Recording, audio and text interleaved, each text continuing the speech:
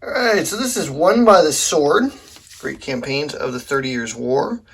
This is Volume 1. There hasn't been a whole lot of movement on this since it first came out in 2014. It does have the second edition. This has been revised in 2016, so this is what comes inside all of the games that are in stock from GMT Games. I'm not sure what all's been revised. I bought the game originally. I supported on P500. I got it. There was a lot of noise about it being unplayable or something. I was playing other things at the time. Then when I moved, I had to lighten my load, shorten my, downsize my collection a little bit. So this is one that I end up selling off. But I recently picked it up on the 50% off sale, so I got it for $15. And I got to tell you, there's a lot of game here for $15. It's actually really, really cool. I'm really digging this one. So this is Campaigns of the 30 Years' War. The map here is just one small section. If you've played the 30 Years' War card-driven game from GMT Games, this is just one section of that map.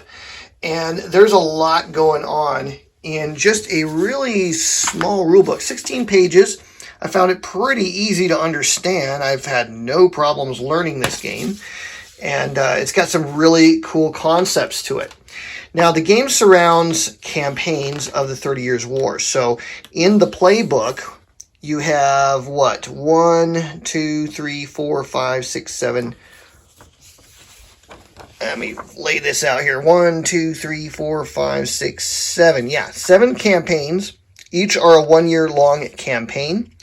And within each 1 year, there are shorter battle scenarios which take place during this year, but the play time is significantly reduced. To play an entire year, you're probably looking at a 6 to 8 hour playing experience. So this is something you'd want to do maybe at a convention or something, play through an entire year. There's a lot that can happen in the course of that. But the battles give you a flavor of what's going on during that year, and you can play those in 2 to 3 hours. So a lot going on in the game. You have a calendar. Each turn is 1 month. And then how the game works is each month there are 5 rounds. So in each round, you're going to take a card from your hand. You're going to play it to activate one of your 4 columns. You can have up to 4 columns. Each column is represented on this display here. You have all of your artillery and baggage is kept down here. Cavalry in this zone, infantry in this zone.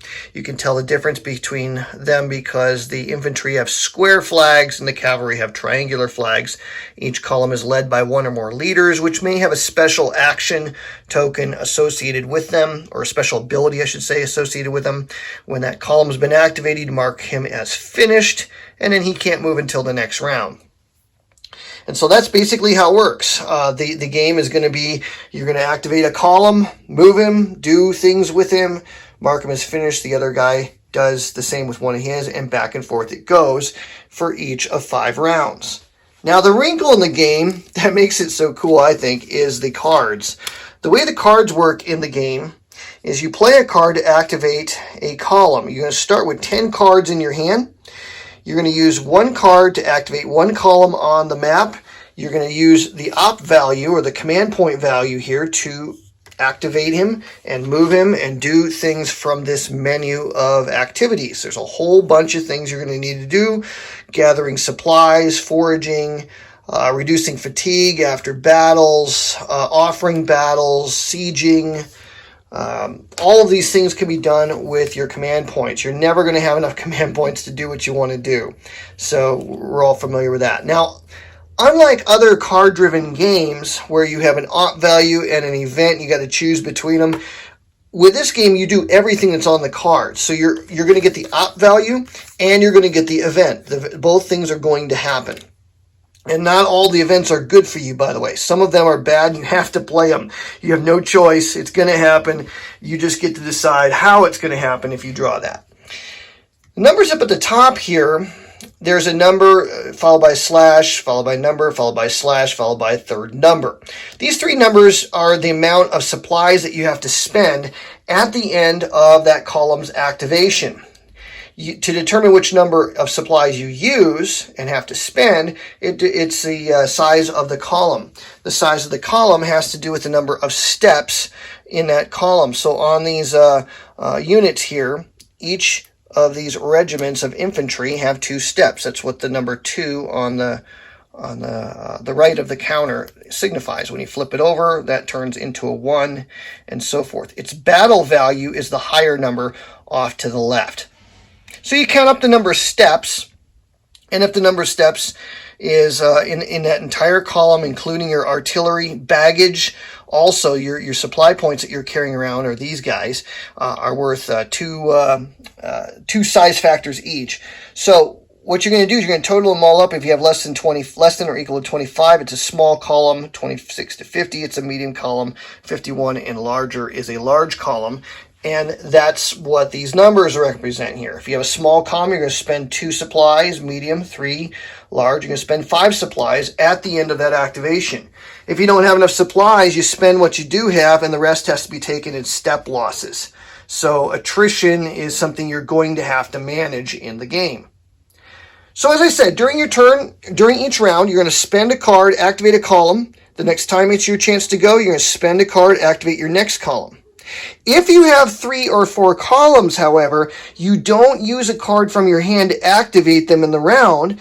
If you want to activate a 3rd or 4th column, you then draw a card off the deck, and you randomly are going to get a card from it. You're going to activate it using the command points and the special activity and everything from the card that's pulled. What this means is you're going to be able to coordinate 2 columns. And by the way, it doesn't have to necessarily be column 1, column 2. I could play a card to activate column 4 if I had one. Okay, maybe I use my second card to activate column 2, but then columns 1 and 3 would be random, and I don't know exactly what their capabilities are going to be. The long and the short of it is this. I have a hand of 10 cards.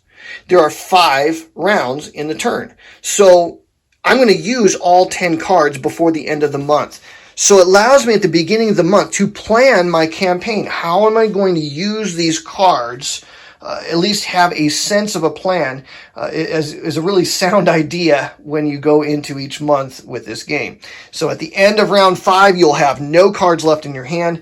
You'll redraw things up at the beginning of the next month. The land's also going to recover at the end of each season. So when winter ends and you move into spring, when there's this change in the season, the land is also going to recover from the foraging that you've been doing. Well, the more you forage, the more likely it is you're going to exhaust the capabilities of that space to provide supply for you. And so you're going to mark it with these foraged markers here. Forage levels 1 and 2. It's very similar to what you have in the 30 Years' War, the card-driven game from GMT Games. One of the other cool things you can do with the game is you can also take your cavalry and you can place them on the connecting lines of the space that the column occupies. At the end of a move, you can place these patrols. Only 1 patrol per line. So if an enemy column comes up against this, he can try to place his own patrol, but those 2 patrols are going to have to fight it out. And so that adds a cool little sense of vedettes and putting out scouting parties. Having your cavalry out there will diminish your capabilities if that column is successfully attacked. Its cavalry patrols won't be recalled in time. And so that's something you have to weigh against the benefits of sending them out. It'll help that column to gather supplies. You can also send out all cavalry patrols like this one here. These Bavarians have been sent out on an all cavalry patrol, and their job basically is to gather up as much supply as possible and then bring it back to the larger armies who are having a harder time gathering that forage. Especially since Tilly is actually besieging Nuremberg, he's going to need one of those cavalry patrols to gather up supplies and bring them to him. So that's basically how the game's going to work. Lots of sieges. I love how sieges work in the game. You're going to have fewer battles, but they tend to be very, very, how do I put it, decisive, bloody. When you have a big battle, there's going to be a big mess afterwards. You can get reinforcements from some of the cards using op value of the card itself, integrating with the event. You can strengthen up your cadres. The name of the game is getting victory points, and you do that by capturing locations held by your opponent. When you capture a location, if it's got no piece on it, it's neutral. Once you capture it, you can get them to surrender without a fight, but sometimes you have to actually besiege it. Sometimes you have to negotiate for its surrender. But when you capture a city, then you place a garrison from the column into that location, and then you place a garrison marker on top of it with your side showing. Now, if there's one thing I don't like about the game is that both sides of the counter have the same background color. And I have no idea why they chose to do that. It's not that difficult to tell the difference. I mean, you just look for the Imperial yellow and black flag and the Bavarian checkerboard flag. That shows you what side owns that location. If it's on the other side with the French or the Swedish flags, then you know it belongs to the Protestant side. The other way you can tell, though, is you're going to see a little overlap, perhaps, in the location. That'll be another good indication of who actually controls that location. And so you can garrison locations. Once you garrison a location, though, you do make it vulnerable, because if it is captured by your opponent, it's worth more points than capturing a neutral location is. But there's value in controlling a location on a river line, because you block that river line. They can't just bypass, mask the fortification, and move beyond you. They actually have to take that location in order to secure that river crossing. So there are reasons for garrisoning locations. Lots of decisions, lots of gameplay. There's a lot in this box, and it's really, really cheap. It's on sale at GMT. I guess it caught a lot of flack for the errata when it first came out. All of that's corrected. There's no supplementary things that you need to get in order to make this work. Everything in the box has worked for me. I've had no problems, and I've been enjoying the heck out of this one. So that's Won by the Sword. Just a quick look at the game itself. Hope you enjoyed the video. Y'all have a wonderful weekend.